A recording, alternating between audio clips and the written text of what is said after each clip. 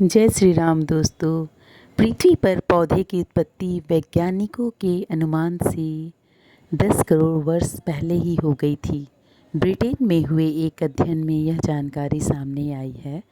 दरअसल पृथ्वी के इतिहास की शुरुआत 4 अरब वर्ष में यहाँ सूक्ष्म जीवों के अतिरिक्त कुछ भी विकसित नहीं हुआ था।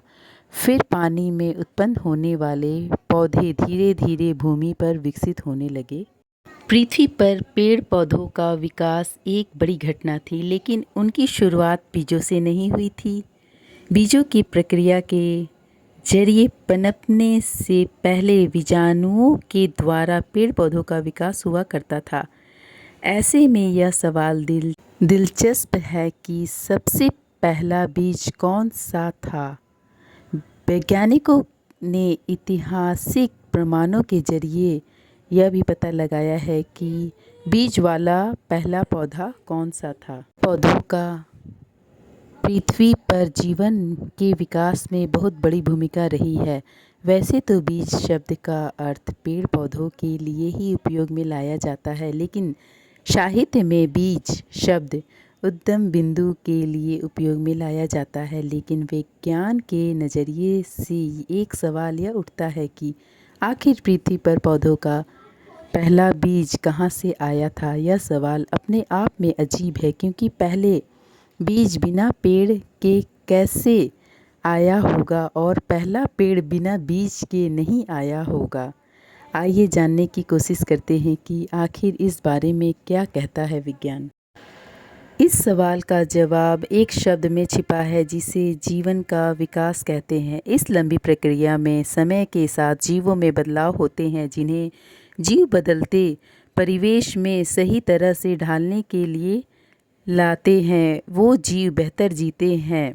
वे न केवल लंबा जीवन जीते हैं, बल्कि उनके ज़्यादा बच्चे भी होते हैं। यह सब कुछ योग्यतम के लिए अस्तित्व के सिद्धांत के तहत होते हैं।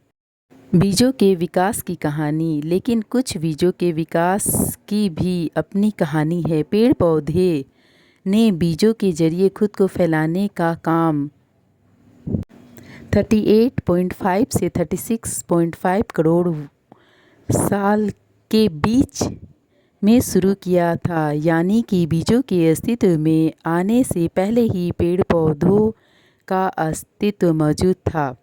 तो फिर उससे पहले पेड़ पौधे पनपते कैसे थे? इसी के जवाब में हमारे सवाल का जवाब छिपा है।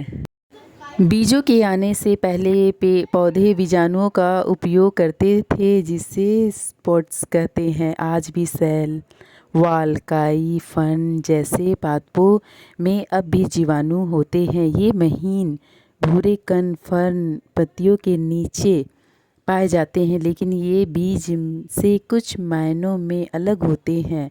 बीजाणु केवल एक ही कोशिकाओं के होते हैं, जबकि बीज में बहुत सारी कोशिकाएं होती है और विभिन्न कोशिकाओं की अलग अलग भूमिका होती है।